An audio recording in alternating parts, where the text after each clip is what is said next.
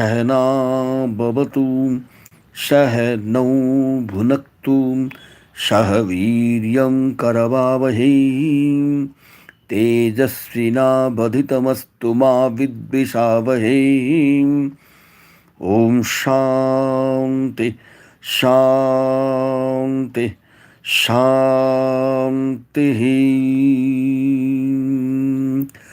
ओम यो ब्रह्माणं विदधाति पूर्वं यो वै वेदांश्च प्रहिणोति तस्मै तगुंहदेवमात्मबुद्धिर्प्रकाशं मुमुक्षुर्वै शरणमहं प्रपद्ये।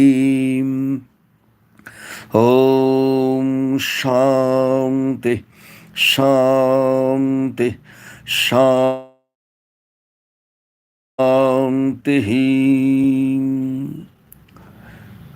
Dear Atman, in continuation to our Saptana Brahmana of Sri Brihadaranyaka Upanishad, today we are going to discuss about the three kinds of food which the Creator kept for Himself,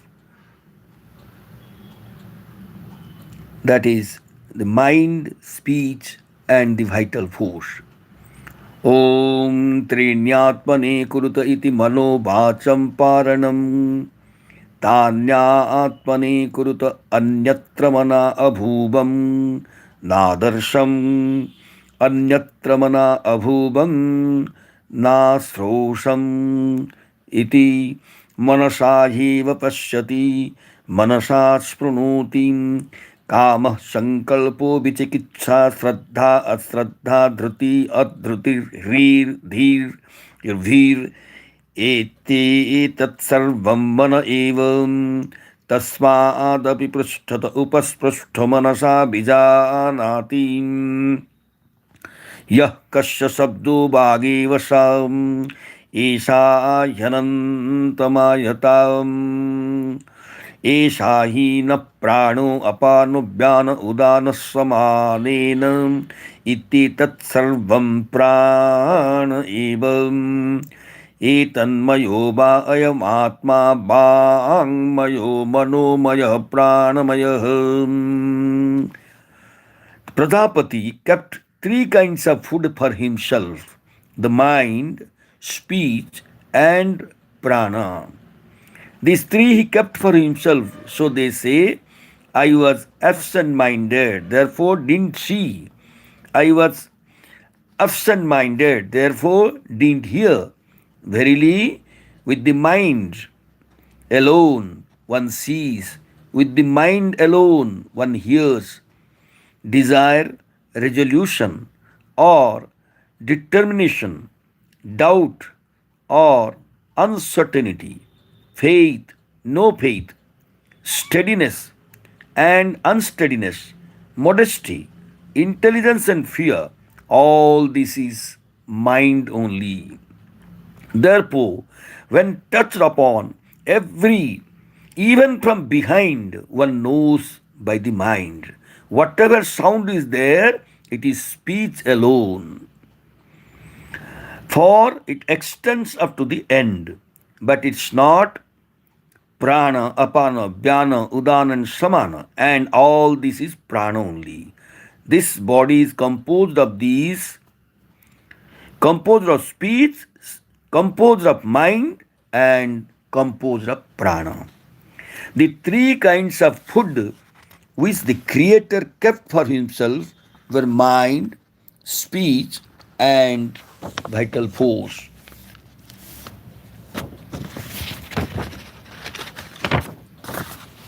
Between the individual and the organs of sense, a connecting link is necessary.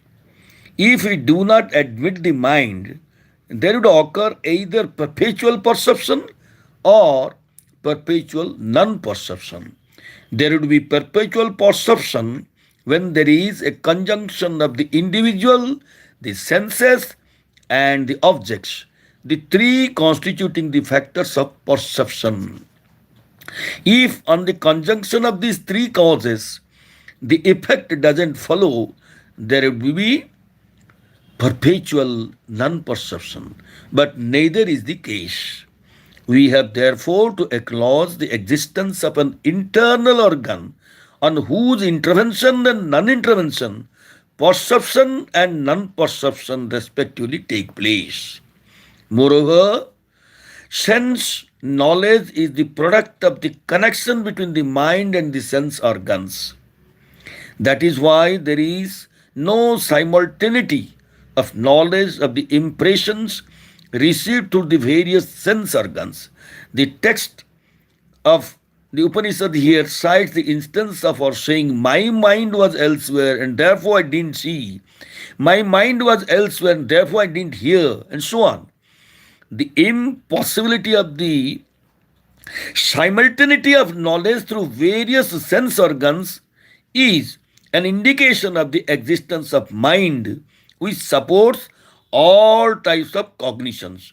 When the mind is wholly absorbed in the deep study of some interesting book, we cannot hear even if a man shouts, because why?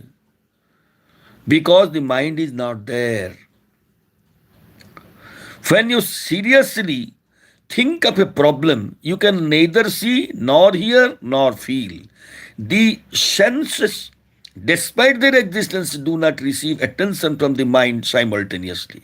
If the mind is once for all disconnected from the senses, then the individual activity should die out of starvation. Therefore, to sustain the life in an individual as well as in the cosmic counterpart, mind is an indispensable factor. Mind underlies all cognitions. Without the mind, no form of cognition could have existed, and eventually, no creation could have been possible. Hence, mind is considered as the food of the Creator. Through the cosmic mind alone, the Creator is able to effect cognition.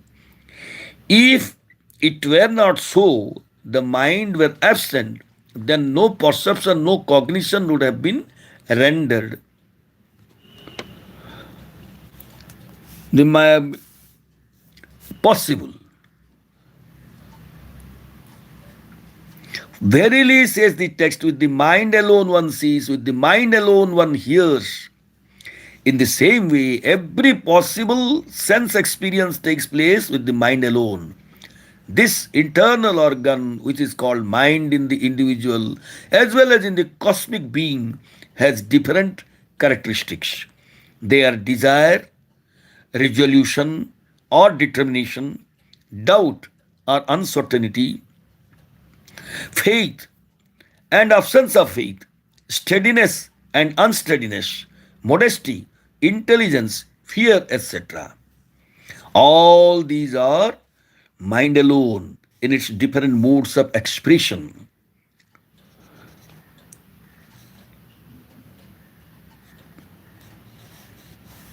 And cognition. There is one more proof of the existence of the mind as the sole support of all cognitions and experiences. Even when the object doesn't come to face before us, as is the case when you are touched on your back by someone, you are able to discriminate whether the touch is by the hand or by the knee or by something else. This is due to the mind only, because you are not seeing with your eyes the object which comes in contact with your skin at the back. If this discriminating factor called mind were not there, the skin could not have known anything by itself. Mind, therefore, is the support for all cognitions and responsible for all sense perceptions. Now that we have known about the mind and its part in the scheme of cognition and perception, let us analyze speech, which is the second support of creation. Speech is the power or medium of expression. It is the sole support for name, the first of the triple cause of creation, that is, name, form, and action. Whatever sound there is here, whether articulate produced by the mouth or Inarticulate like the sound of a drum, clouds comes under speech. Speech underlies all forms of sound vibrations. It is the revealer of knowledge, and hence it is said to be the cause of all types of revelations. If there is no speech, then, says the Chandogya Upanishad, neither right nor wrong, neither good nor bad, neither pleasant nor unpleasant would be known, and speech indeed makes all this known. Revelation of all knowledge has for its support the speech. Speech is the expression of consciousness in the process of creation. Without it, creation would be empty and the life is meaningless. The entire order of creation depends upon speech.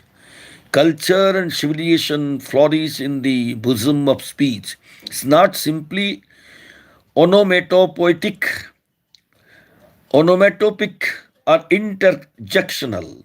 It is divine and infinite.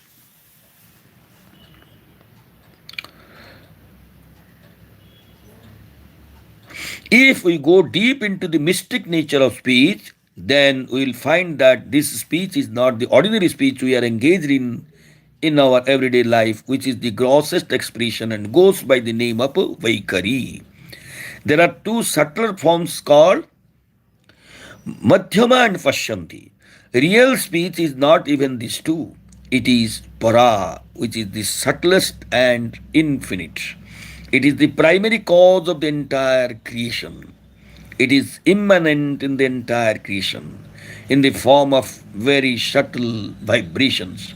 The essence of the sum total of which is the mystic syllable called Om, the Pranava.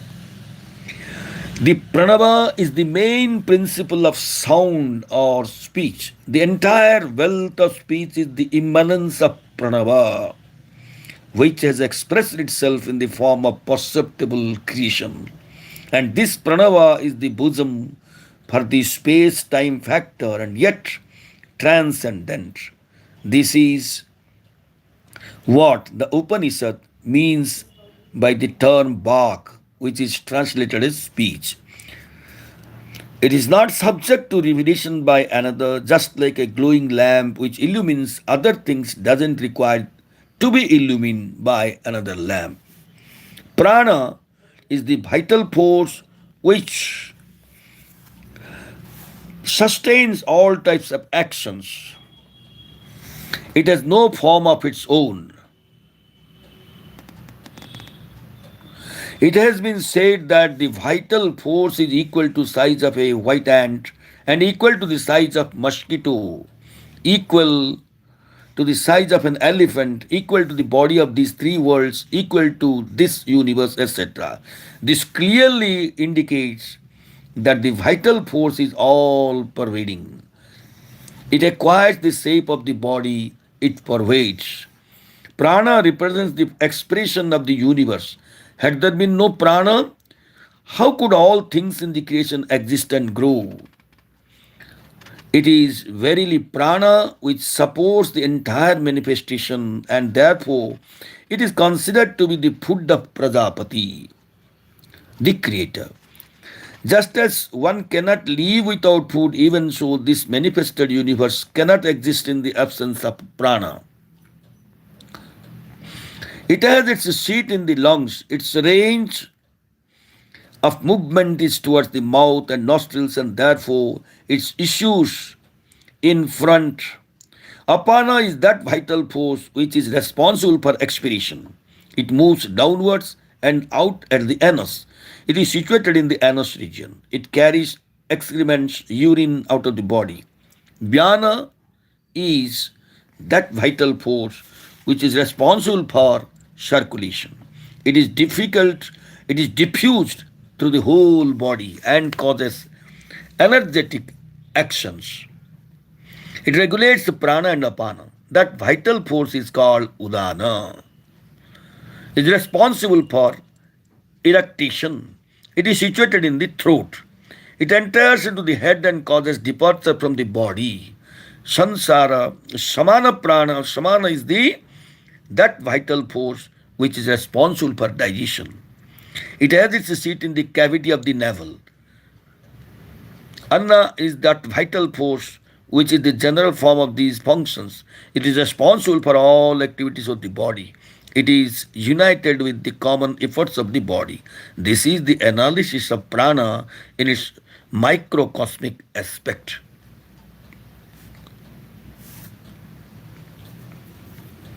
This body of the individual as well as the virata is the composed of mind, speech, and prana. The entire creation has for its support these three the mind, speech, and prana.